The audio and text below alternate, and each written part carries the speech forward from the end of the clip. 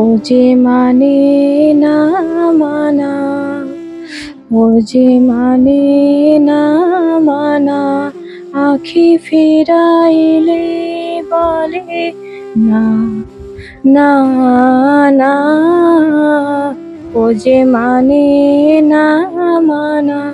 কোনো প্রতিবন্ধকতা নয়, আমরা যদি চাই তাহলে আমাদের যদি মনে ইচ্ছে শক্তি থাকে তাহলেই সব প্রতিবন্ধকতা জয় করা যায়।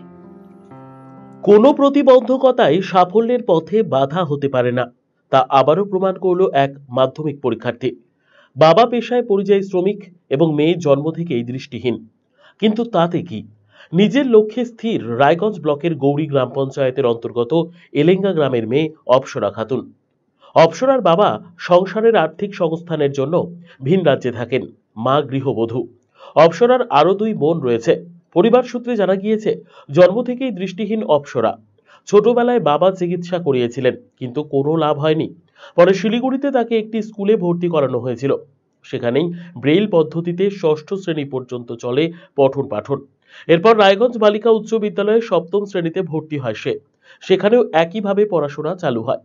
এবারে মাধ্যমিক পরীক্ষায় উত্তীর্ণ হয় সে। মাধ্যমিকে তার প্রাপ্ত নম্বর ৩০০। বিশেষভাবে সক্ষম হয়েও অপ্সরার মাধ্যমিকে গণ্ডি পেরোনোই খুশির আবহ এলাকা জুড়ে। অপ্সরার মা তাহেরা খাতুন জানান, অপ্সরার বাবা বাইরে কাজ করে অনেক কষ্ট করে সংসার চালান। অপ্সরার পড়াশোনা চালিয়ে যাওয়ার নেপথ্যে তার বাবার অনেক অবদান। তবে মাধ্যমিকের ফলে আরো কিছু প্রত্যাশা ছিল। বর্তমানে একাদশ শ্রেণীতে ভর্তি করানো হয়েছে মেয়েকে, তবে বইপত্র কিনতে পারেননি এখনো। তাই সহায়তা চাইলেন অপ্সরার মা। মেয়ে তো মাধ্যমিকে উত্তীর্ণ হয়েছে, কেমন লাগছে? ভালো লাগছে। কি আশা ছিল মেয়ের কাছে?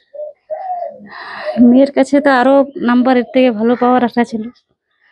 পরিশ্রম হলো, তো যা পেয়েছে তাই আর এটাই করতে হবে। এখন ওরও দেখতে পায় না চোখে। অনেক কবে থেকে এই সমস্যা? ও জন্ম থেকে ওকে অনেক ওর বাবা করেছে, কষ্ট করে অনেক লেখাপড়া করেছি। সবসময় ওর বাবা বাইরে থাকে। ওকে আগে চিকিৎসা করতে নিয়ে গেছিলাম। চিকিৎসা করে ডাক্তার যখন বললো ভেলোরে যে হবে না 5 বছর বয়সে, তারপরে ওর বাবা বললো যে যখন হবে না জন্ম থেকে এরকম, তো স্কুল খুলতে গেল শিলিগুড়িতে। গঙ্গারামপুরে গেল প্রথমে, গঙ্গারামপুরে দেখলো স্কুল ভালো নাই, তারপরে শিলিগুড়িতে ঠিকানা পেলো, ওখানে গেল, ওখানে ভর্তি করেছিল। 2 মাস ধরে ওর বাবা ওখানে নিয়ে যাওয়া আসা করছিল মায়ের মতো। আমি আবার বাড়িতে, আমার 2টা বাচ্চা আছে, বাড়িতে শ্বশুর শাশুড়ি বুড়ো, বাড়িতে থাকতে যেতে পারছি না। ওর বাবাই 2 মাস নিয়ে যাওয়া আসা, ওখান থেকে ঘর ভাড়া করে থাকলো।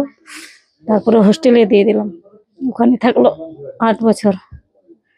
ওখানে 8 বছর থাকার পরে তারপরে 6 থেকে নিয়ে আসলাম এখানে রায়গঞ্জে 7-এ ভর্তি করলাম। এখানে নিবে না, বলছে ও দেখতে পাচ্ছি না, একটাই কি করে আমরা নিব। তারপরে ভিডিও ডিআই দিয়ে ধরে ওর বাবা ভর্তি করলো। ভর্তি করে সঙ্গে এখন এখানেই পড়াশোনা চলছে। বাড়ি থেকে ওর বোনটাই নিয়ে যাচ্ছে টোটো করে। এখানে মোড়ে একটা মার্কেট আছে, আমি ওখানে নিয়ে যাই। কোনোদিন বোন নিয়ে যায়, ওরও আবার লেখাপড়া করে ওর অসুবিধা হয়, তো আমি নিয়ে যাই টিউশনে হেঁটে হেঁটে। অপ্সরা জানায়, সে রাইটারের মাধ্যমে পরীক্ষা দিয়েছিল। সে উত্তর বলতো, রাইটার তা লিখে দিতেন। তবে প্রত্যাশা আরো বেশি ছিল তার। দিনে 7 থেকে 8 ঘন্টা পড়াশোনা করত। সকালে পড়াশোনা বেশি হতো। গান গাইতে ভালোবাসে অপ্সরা। এদিন দুকলি রবীন্দ্রসঙ্গীতও গাইল সে। ও যে মানে না মানা, ও যে মানে না মানা, আখি ফিরাইলে বলে না না না, ও যে মানে না মানা। স্ক্রাইবের মাধ্যমে দিলাম। আমার বোন আমার রাইটার ছিল। আমি ও আমাকে কোশ্চেন পড়ে শোনাতো, আর আমি ওকে অ্যান্সার দিতাম, লিখতাম। কেন এই পদ্ধতি কেন use করতে হবে? কারণ ব্রেল পদ্ধতিতে খাতা তো এখন বোর্ডে চেক হয়, সেখানে ব্রেল এডুকেটর স্পেশাল আছেন কিনা সেটা তো। তোমার কি আশা ছিল এই নাম্বার না এর থেকে আরো বেশি ছিল? না, আমার এর থেকে আরো বেশি আশা ছিল। আচ্ছা, কতক্ষণ সময় দিতে পড়াশোনা? 7-8 ঘন্টা। 7-8 ঘন্টা কিভাবে পড়তে? কোন সময়টা তুমি বেছে নিতে পড়ার জন্য? সকালবেলা। সকালের দিকে বেশি পড়তে? সকালের দিকে বেশি পড়তাম। তুমি কোন স্কুলে পড়ো? আমি রায়গঞ্জ গার্লস হাই স্কুলে পড়ি। আমি ব্রেল শিখলাম হচ্ছে শিলিগুড়িতে, ওখানে একটা স্কুল আছে প্রেরণা এডুকেশনাল সেন্টার, ওখানেই শিখলাম। আচ্ছা, হচ্ছে মনের চেষ্টা শক্তি থাকলে হচ্ছে কোনো প্রতিবন্ধকতা নয়, মনের ইচ্ছা থাকলেই হচ্ছে সব পারা যায়।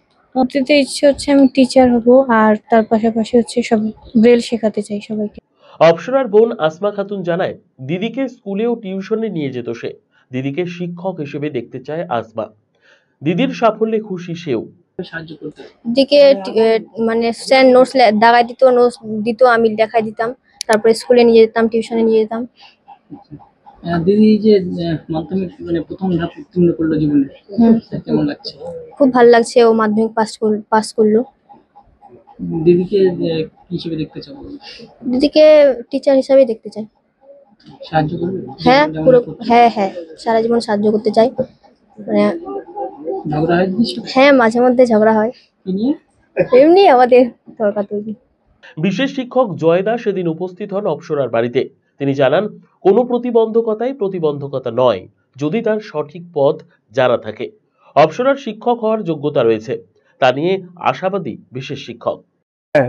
চিনবো না, ও তো আমার ছাত্রী, ও 7 থেকেই রায়গঞ্জ গার্লসে পড়ছে, আর রিসের সময় আমার সঙ্গে প্রতিনিয়ত দেখা হয়। কি বলবেন, মাধ্যমিক দিয়েছে, ফল প্রকাশ হয়েছে? ফল প্রকাশ হয়েছে, কিন্তু যতটা প্রত্যাশা ছিল ততটা পূরণ করতেও পারেনি, যার জন্য আমি খুব একটা বেশি খুশি হইনি। তবুও মানে মনকে মানিয়ে নিতে হচ্ছে। মানে ওকে প্রথমে আমি এটা অনুপ্রেরণা দিয়েছিলাম যে কোনো প্রতিবন্ধকতাই কিন্তু প্রতিবন্ধকতা নয়, যদি সঠিক রাস্তা জানা থাকে। সেই জন্য ওই পথেই ওইভাবেই চলছে। তারপরে যে সমস্ত নোটগুলো সেগুলো ব্রেল পদ্ধতিতে লিখে দেওয়া হতো। ব্রেল তো সাবলীলভাবে একদম দুই হাতেই পড়াশোনা করে, যেটা আপনার আমাদের এই ডিস্ট্রিক্টে কেউ জানে বলে আমার মনে হয় না। আমি এই দ্বিতীয় দেখলাম, আমাদের এক স্যারকে দেখেছিলাম আর ওকে দেখলাম। হওয়ার যোগ্যতা আছে, যেহেতু ও ব্রেলটাকে একেবারে নখদর্পণে করে ফেলেছে, তো শিক্ষক হওয়া তো কোনো ব্যাপার না। RCTV সংবাদ, রায়গঞ্জ।